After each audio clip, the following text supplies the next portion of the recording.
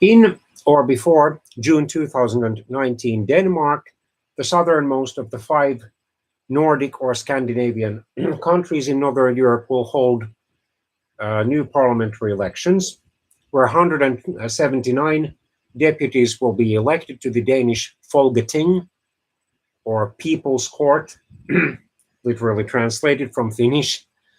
135 will be elected from mainland Denmark's electoral districts, 40 from the entire mainland Denmark to balance the parties' shares of the seats, then 2 from the Faroe Islands and 2 from Greenland. Denmark is a multi-party competitive parliamentary kingdom and democracy, and one of those parliamentary democracies which typically have minority governments, which are supported officially by less than half of the members of parliament, at least as far as the parties holding cabinet portfolios are concerned. The current government is a liberal conservative one of the Liberals, led by Prime Minister Mr. Lars Løkke Rasmussen. Then there's the New Alliance, another liberal party, and the Conservative People's Party, a small center-right political party. Since about 2005, the Danish political system, or 2001, sorry. Since 2001, the Danish political system has been strongly influenced by a populist right-wing, Eurosceptical, largely anti-immigration, nationalist, and strongly anti-Muslim party, the Danish People's Party, which is currently the second largest party in the parliament. However, it's not in the government, even though it supports the government from the opposition benches. And the country's largest party, the Social Democrats, were last in power under Denmark's first female prime minister, Mrs. Helle Thorning-Schmidt, from 2011 to 2015, when Mr. Rasmussen was able to return to power. He had first served as prime minister from 2009 to 2011. Especially after the Second World War, and particularly since the early 1970s, Denmark's political system has been characterized by volatility, frequently changing minority governments, and rather frequent elections. The most radical example of this electoral rally, elections back-to-back, was between 1971 and 1981, when Denmark had 6 parliamentary elections. In other words, parliamentary elections every 2 years. And in the first the first one of truly volatile elections since the start of the 1970s, in 1973, over half of the 179 members of the Danish parliament were replaced.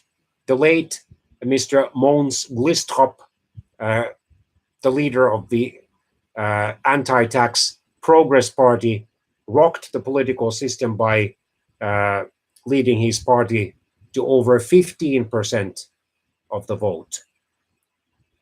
His party eventually then lost its support and dropped from the parliament, I think in 2001, but was then immediately replaced as the main populist right-wing party by the Danish People's Party, whose long-term leader, Ms. Pia Kjærsgaard, has been able to carve a more or less faithful electorate of over 10% of the voters, as far as the regularly voting Danish voters are concerned. The Danish political system is still to some extent characterized by the center-right and center-left blocs. The center-right bloc is led by the Liberals, as far as the mainstream political parties are concerned. Then there is the Danish People's Party, the New Alliance, and I have to then look at the opinion polls. Sorry.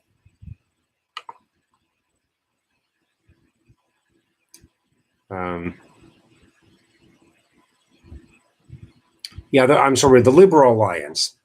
So the Liberal Alliance is governing Denmark with the Liberal Party, or Venstre, and the small Conservative People's Party.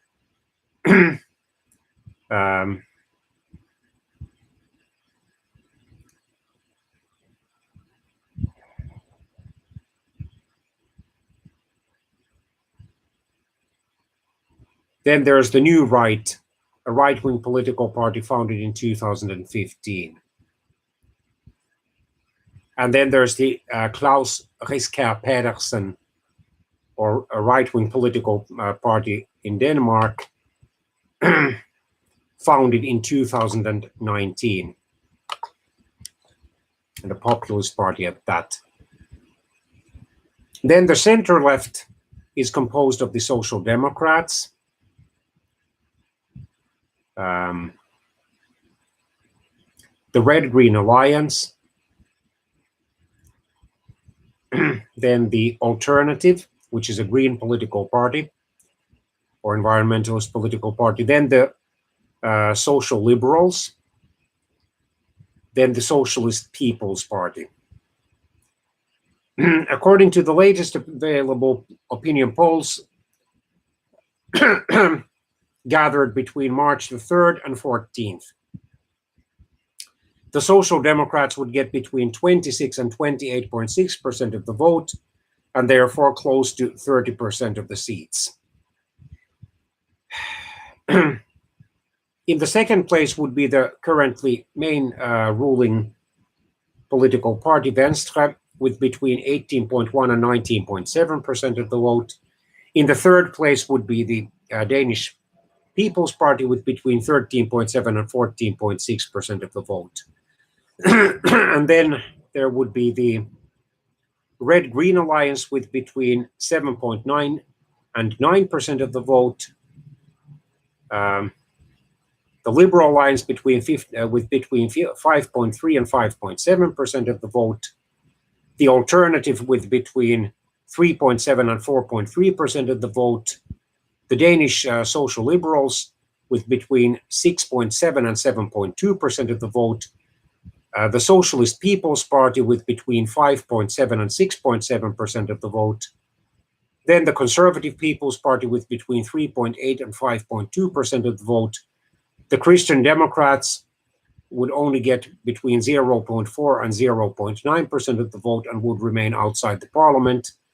The New Right would get between 1.7 and 2.6% of the vote. And then the newly founded Klaus Riskær Pedersen party would get between 0.5 and 1.3% of the vote. Normally in mainland Denmark, only those political parties which manage to get over 2% of the political vote win seats, because only those parties are eligible for the so-called 40 equalizing seats, which try to correct the imbalances between the various political parties' shares of the popular vote and of the seats. Naturally, in the Faroe Islands and in Greenland, only two major political parties managed to win one seat each. But in the mainland Denmark, it's more competitive. Let's see what will happen in the upcoming Danish parliamentary elections.